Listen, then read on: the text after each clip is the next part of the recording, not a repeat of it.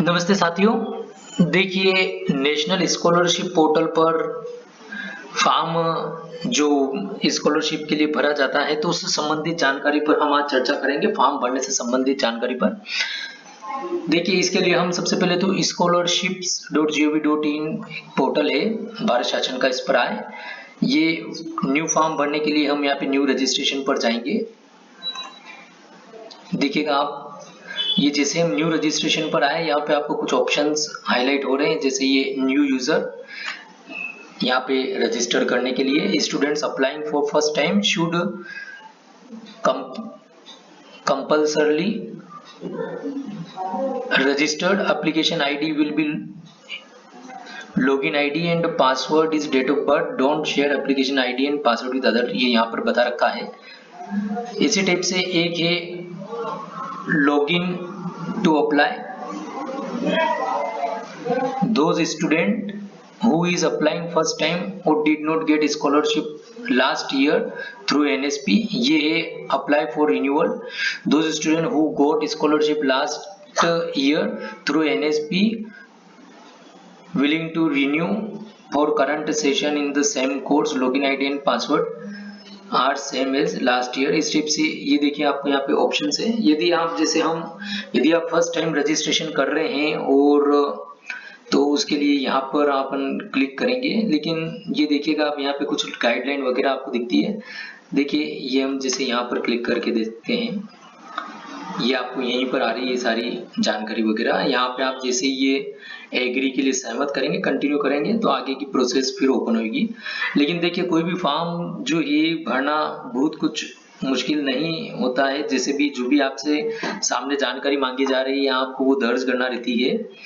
लेकिन उस फॉर्म को भरने से पहले उस फॉर्म के बारे में आपको पूरी जानकारी होना चाहिए कि किस जगह आपको कौन सी जानकारी दे रही है और उससे क्या इफेक्ट हो सकता है। तो हम वही देखते हैं, जैसे कि आपको यहाँ पे इंग्लिश में सभी कुछ brief introductions for filling up the online application form are given below, और ये fields marked with star are mandatory fields. ये देखिए जैसे पोर्टल पर ही बता रहे हैं ये सभी जानकारी, हम इसके बारे में आज जो है थोड़ी चर्चा करेंगे।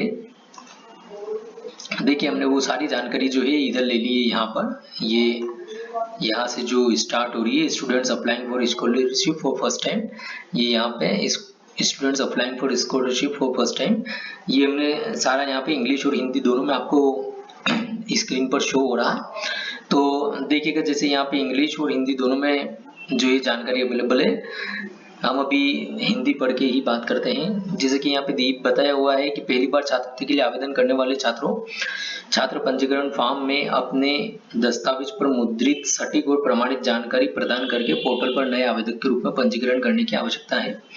देखिए साथियों, वीडियो के साथ में अंत तक बने रहिएगा। तो हो सकता है आपको यदि इस फॉर्म से संबंधित किसी प्रकार की जानकारी में कोई डाउट हो या आप पहली बार फॉर्म भर रहे हो तो पहले आप जो है सारी प्रोसेस समझ लीजिए, ताकि उसके बाद में फॉर्म भरने में आपको किसी प्रकार की कोई परेशानी नहीं आए और फॉर्म इजीली आपका जो है फिल हो जाए, और उसी के साथ आपको उसके बारे में पूरी जानकारी हो कि हम जो भी जानकारी भर रहे हैं वह क्या इम्पोर्टेंस है उसका।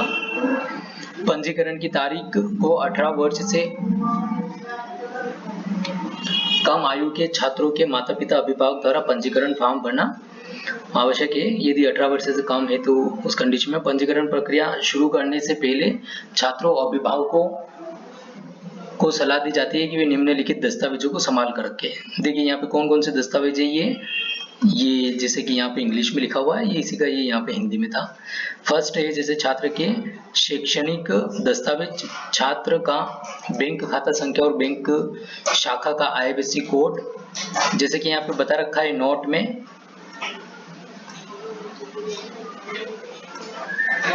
प्री मैट्रिक छात्रवृत्ति योजना के लिए जहां छात्रों का अपना बैंक खाता नहीं है, यदि आप प्री मैट्रिक छात्रवृत्ति योजना, जैसे इसमें दो प्रकार की योजनाएं प्री मैट्रिक पोस्ट मैट्रिक है, तो यदि प्री मैट्रिक छात्रवृत्ति योजना के लिए जहां छात्रों का अपना बैंक खाता नहीं है, माता पिता अपने स्वयं के खाते का विवरण प्रदान कर सकते हैं। हालांकि माता पिता खाता संख्या का उपयोग केवल अधिकतम 2 बच्चों के लिए छात्रवृत्ति आवेदनों के लिए किया जा सकता है। यदि प्री मैट्रिक छात्रवृत्ति है और बच्चे का स्वयं का खाता नहीं है तो माता पिता अपने खाते का विवरण दे सकते हैं, लेकिन वो भी अधिकतम 2 बच्चों के लिए उपयोग कर सकते हैं। फिर तीसरा है छात्र का आधार नंबर। यदि आधार नंबर उपलब्ध नहीं है तो संस्थान / विद्यालय से वास्तविक छात्र प्रमाण पत्र और ये जैसा कि यहाँ पे इंग्लिश में दिया हुआ है आधार नामांकन आईडी और बैंक पासबुक की स्कैन कॉपी। यदि संस्थान विद्यालय आवेदक के अधिवास राज्य से भिन्न है तो संस्थान विद्यालय से वास्तविक छात्र प्रमाण पत्र। अभी जैसे ये यहाँ पे अधिवास राज्य बोले तो ये यहाँ पे इंग्लिश में ये आपको यहाँ पे मिलेगा ये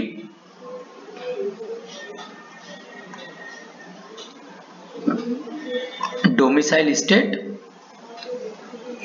ऑनलाइन आवेदन पत्र भरने के लिए संक्षिप्त निर्देश नीचे दिए गए हैं। जो स्टार है वो कंपलसरी है, जिनके अभी आगे लिखा हुआ है। जैसे जन्म तिथि है कंपलसरी है, डेट ऑफ बर्थ, शैक्षणिक प्रमाण पत्रों में मुद्रित जन्म तिथि प्रदान करें। जैसा यहाँ पे लिख रखा है शैक्षणिक प्रमाण पत्र में जो भी है मुद्रित जन्म तिथि वो प्रदान करें। अधिवास की स्थिति यहाँ पे बता रखा है ये state of domiciles. Domicile state का मतलब उस राज्य से है जिसमें छात्रों का स्थायी पता होता है। जो भी यदि आपका स्थायी पता जिस भी राज्य का है तो आपका डोमिसाइल स्टेट कहलाता है। छात्रों को अपने अधिवास राज्य को सही ढंग से प्रदान करना आवश्यक है। देखिए यहाँ पे जैसे बता रखा है क्योंकि उन्हें आवंटित आवेदन आईडी अधिवास राज्य पर आधारित होगा। इस एप्लीकेशन आईडी का उपयोग पोर्टल पर और भविष्य के संदर्भों के लिए लॉगिन आईडी के रूप में भी किया जाएगा। एक बार आवंटित होने के बाद छात्र को किसी भी परिस्थिति में अधिवास राज्य को बदलने की अनुमति नहीं दी जाएगी। ये यहाँ पर जैसा कि ये दिया हुआ है, ये इंग्लिश में भी यहाँ पर बताया हुआ है और ये सारी जानकारी यही वाली है जो हम अभी यहाँ से पढ़ रहे हैं। ये इसमें भी जो है ये जानकारी स्टेट डोमिसाइल ये वो बताई हुई है। वही हमने जानकारी को यहाँ पर कॉपी पेस्ट किया ताकि आपको हिंदी अंग्रेजी दोनों में एक साथ जानकारी जो है दिख सके। छात्रों को देखिए अभी यहाँ पर आ गए हैं। छात्र को निर्धारित प्रोफार्मा में एक वास्तविक प्रमाण पत्र प्रदान करने की आवश्यकता है। यदि छात्र अधिवास राज्य संस्थान / स्कूल के राज्य से अलग है तो वो अध्ययन कर रहा है तो छात्रवृत्ति श्रेणी। छात्रवृत्ति योजनाओं को नीचे वर्णित प्रमुख श्रेणियों में विभाजित किया गया है। छात्रों को अपनी कक्षा पाठ्यक्रम के आधार पर संबंधित श्रेणी का चयन करना आवश्यक है जिसमें वे पढ़ रहे हैं। ये जैसे यहाँ पे बता रखा है 2.1 देखिए आप, ये 2.1 यहाँ पर रहा है इंग्लिश में।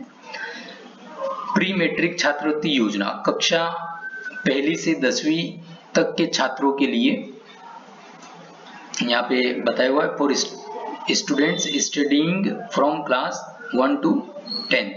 पोस्ट मैट्रिक छात्रवृत्ति योजना उच्च श्रेणी छात्रवृत्ति योजना / मेरिट कम मीन्स छात्रवृत्ति योजना।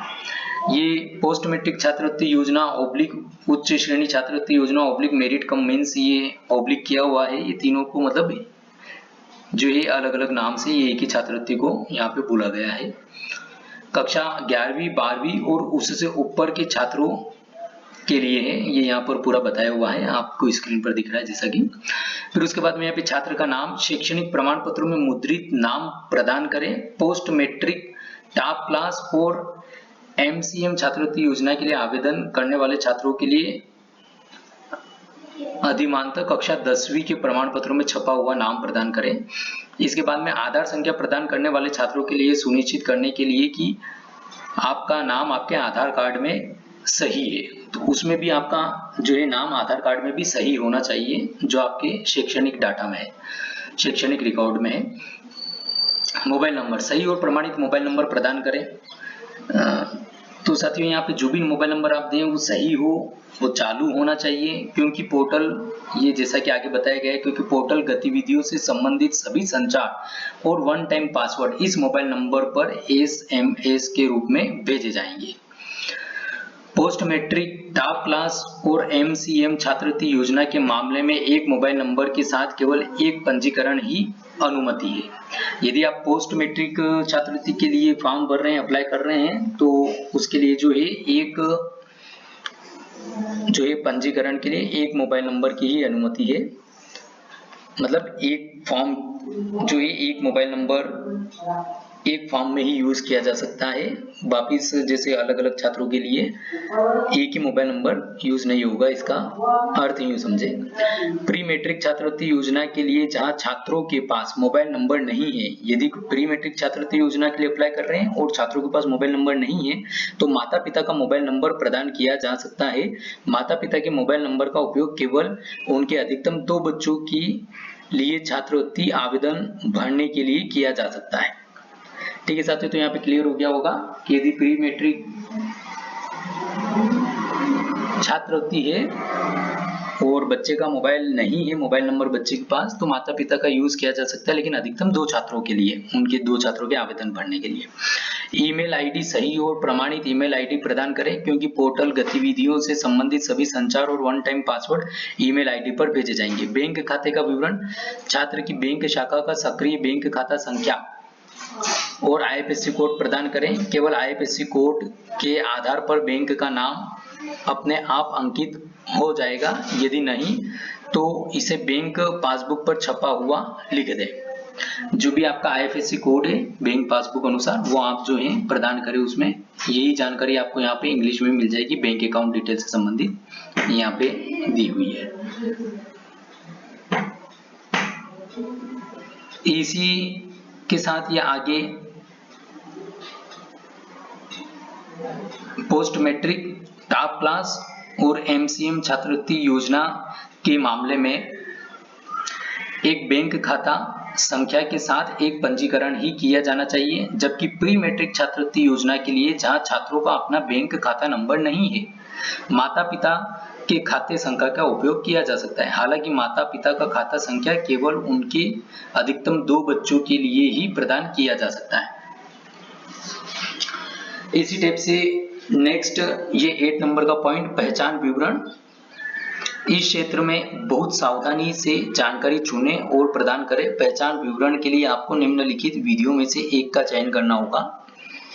देखिए साथियों, जो भी है ये आपकी एक थोड़ा सा गाइडेंस के लिए या आपकी सहायता के लिए हम इतनी ये यहाँ पर बात कर रहे हैं। फिर भी आप एक बार जो है जब भी फॉर्म भरे तब एक बार इंश्योर हो जाए जो भी आप जानकारी दे रहे हैं वह सही हो और ऑथेंटिक हो, ताकि आपको फॉर्म भरने के बाद में या फॉर्म भरते समय किसी प्रकार की अन्य कोई समस्या नहीं आए। ये हम जो भी यहाँ पर पढ़ रहे हैं ये हमने गूगल ट्रांसलेट किया है, तो उसके अकॉर्डिंग हिंदी जो हुई है वो हम पढ़ रहे हैं। वैसे तो इसमें कोई ज्यादा गलती नहीं रहती है, लेकिन फिर भी हो सकता है कुछ सेंटेंस कभी थोड़ा सा आगे पीछे होने की वजह से कुछ ग्रामेटिकली अंतर आ जाए तो आप फिर भी एक बार आपके स्वविवेक से फॉर्म जो है सभी जानकारी भली भांति पढ़कर और फिर भरिएगा। अब जैसे यहाँ पे 7.1 में बता रखा है, आधार संख्या। जिन छात्रों के पास आधार संख्या है उन्हें आधार कार्ड पर छपी 12 अंकों की आधार संख्या प्रदान करना आवश्यक है। पंजीकरण फॉर्म जमा करने पर सिस्टम आधार रिकॉर्ड के साथ आवेदक की व्यक्तिगत पहचान के विवरण का मिलान करेगा। ये यहाँ पे इंग्लिश में भी दिया हुआ है। Aadhaar number, student who have Aadhaar number are required to provide 12 digit Aadhaar number as printed on Aadhaar card, or upon submission the registration form the system will match the personal identification detail of applicant with the Aadhaar record. एक आधार संख्या के साथ केवल एक ही पंजीकरण की अनुमति है। हालांकि यदि बाद के चरण में किसी छात्र के कई आवेदन सिस्टम पाए जाते हैं तो उसके सभी आवेदन अस्वीकार किए जा सकते हैं, ये यहाँ पे बताया हुआ है। तो आप ये बड़ा सावधानी से और केयरफुली जो है सही जानकारी ही दीजिएगा। ये यहाँ पे जैसा इंग्लिश में भी लिखा है, only one registration is allowed with one Aadhaar number.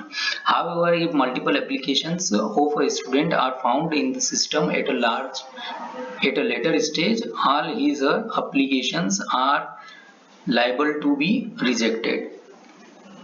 यह ध्यान दिया जा सकता है कि आपका आधार, इसके बाद की जो जानकारी हमने यहाँ पर लिखी है, एक आधार संख्या के साथ केवल एक पंजीकरण की अनुमति है। हालांकि यदि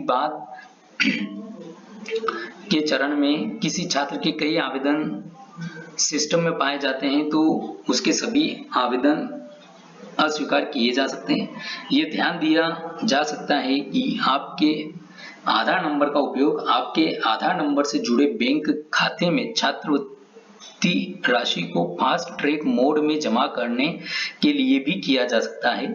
ऐसे सभी मामलों के लिए जहां छात्र के पास आधार नहीं है, उसे आधार नामांकन संख्या के साथ निर्धारित प्रोफार्मा में अपने संस्थान स्कूल द्वारा जारी एक वास्तविक प्रमाण पत्र और अपनी बैंक पासबुक के पहले पृष्ठ की स्कैन की गई प्रति फोटो युक्त, जिसमें फोटो रहता है, प्रदान करना आवश्यक है। छात्रवृत्ति प्राप्त करने के लिए अपने बैंक खाते को आधार संख्या से जोड़ने के लिए कृपया अपनी बैंक शाखा में जाएं। डीबीटी प्राप्त करने के लिए बैंक सहमति फॉर्म जमा करें। तो ये यहाँ पर जो है, ये तो बैंक से आधार लिंक का थोड़ा सा एक प्रोसेस बताया हुआ है, ये to link your bank account with Aadhaar number. तो देख सकते हो इस प्रकार से जो है सभी जानकारी जो भी आप दर्ज करें वह सही हो। हमारा उद्देश्य यही है कि आपको इसमें किसी प्रकार की कोई समस्या नहीं आए। अब इसके बाद में आप जो भी ये यहाँ पे सभी जानकारी आपको क्लियर हो गई होगी, फिर भी आप एक बार और आपके इस तरह से आप एक बार इसको चेक कर लें। फिर यहाँ पे जैसे आप करके कंटिन्यू करेंगे तो लॉगिन फॉर फ्रेश आईडी यहाँ पर जानकारी शो हो रही है। ये देखिएगा न्यू स्टूडेंट रजिस्टर्ड हियर, ये यहाँ पे ऑप्शन दिया हुआ है।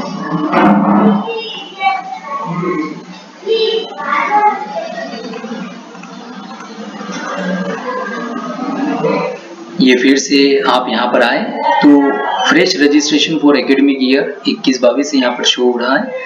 तो इस टिप से आप जानकारी दर्ज कर सकते हैं। देखिए हम फॉर्म भरने की प्रोसेस नेक्स्ट वीडियो में देखेंगे। यदि आपको ये वीडियो पसंद आया है तो कृपया इसे ज़्यादा से ज़्यादा लाइक और शेयर करिएगा, और जानकारी आपको कैसी लगी प्लीज़ कमेंट करके बताइएगा, ताकि हम आपके लिए और इसी प्रकार की वीडियो लाते रहें और नेक्स्ट वीडियो भी इस पर बनाएं। Thank you.